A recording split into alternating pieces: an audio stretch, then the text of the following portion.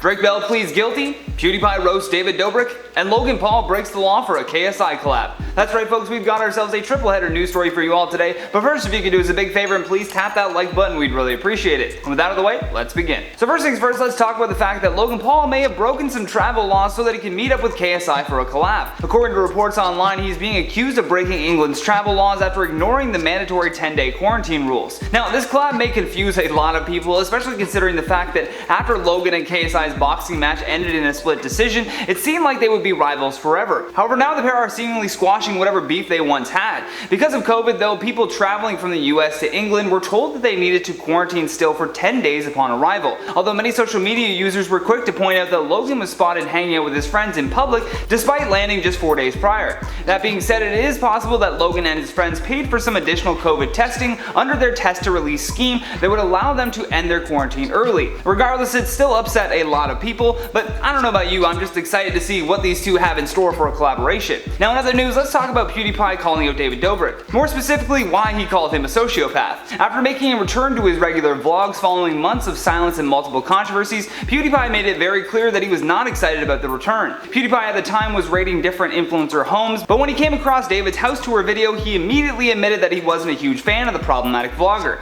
As he is reviewing the house, Felix says, "I think overall David being a sociopath and lacking any actual personality, I think that shows in this house. Where is he in this? It looks good, don't get me wrong, but this is his house and there's no way to know that."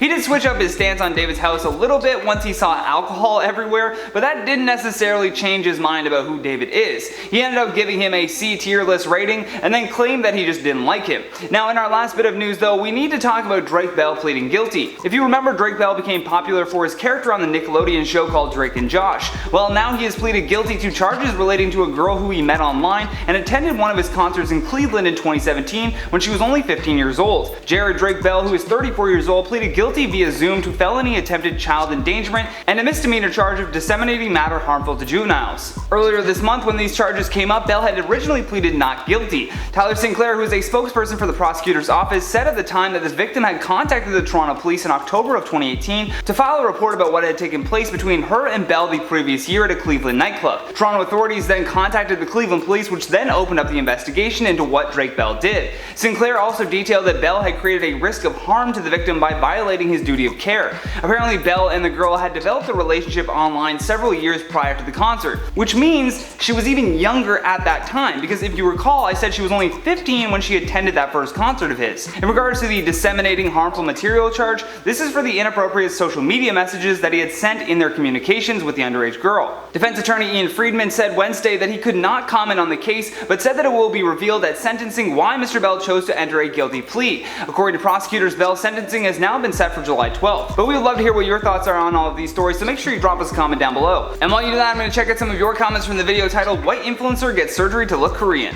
Kalina Lucero says, "There's nothing wrong with them loving Korean culture, but why do they have to identify as a race they aren't? Super offensive." It is super offensive indeed, and I do not have the answers to that question. Elsie says he could have spent money in moving to Korea and becoming a citizen than having all that surgery. Facts. Big facts. No printer. Hostile Pasta 0072 says he'd be looking like a Tim Burton character on that first photo, to be honest. Yeah, you got it right there. Yeah, that's spot on. Jerry Sapong says, why he look like a failed BTS doll? Savage today, guys. Absolutely savage. RK says his ex-girlfriend said that he is doing this for attention. Please forget him and get rid of him. Okay, we will. I did not know that information. I will not give him any more attention. Either way guys, that has been today's video though. Thank you so much for watching. I've been your host Johnny Rogers, and until next time, stay classy YouTube, or at least try.